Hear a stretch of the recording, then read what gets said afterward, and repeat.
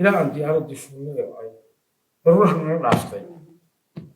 حرية طبعا مدري markii aad maqashay in Faysal la qabtay xagee ku sugnay من ديرة ميل يا ضسك اللي قاعد سيان كبقينا دان من ديرة ضافنا صعب بلوني عاد كان عنه وحوق على سلام إيش اللي هالجيسة إن أعتبره مقالة كل شيء أنتي وحنا قبتي أنا من عاد جيسي وها كنا قاعد كذا مع الناس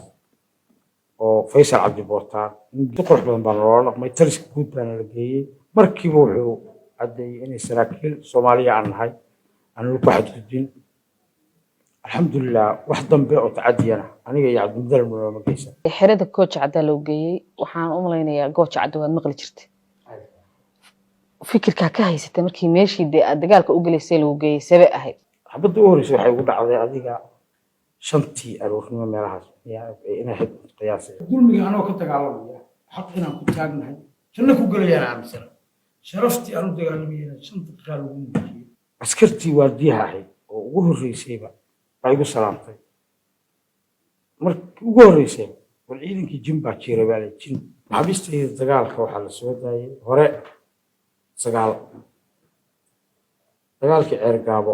oo maxaa jibriil lagu qabanayay nin ku jiray iyo nin ogaa xanuunsanaa oo asaguna u galay ciidamada og ay ka qabteen oo saas u qaateen hooytoonkeyga sameeyay waxaan u qabay anigu qalcad oo buuro kala sareeya laho waxaan u tagay meel bannaan oo bata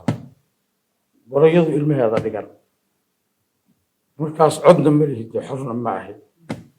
arrin aan la yaabay igu noqotay nimanka meesha ku qalacsan yihiin oo ciidanka la degan waxyaabaha dhiiri gelinaya ka mid ah wallaahi horta markii la qabtay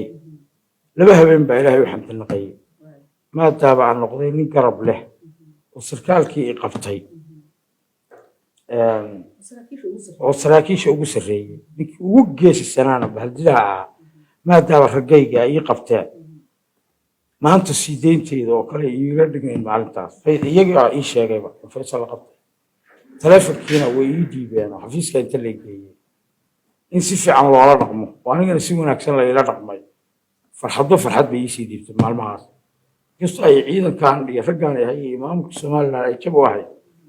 aniga aad bi farxad iigu ahay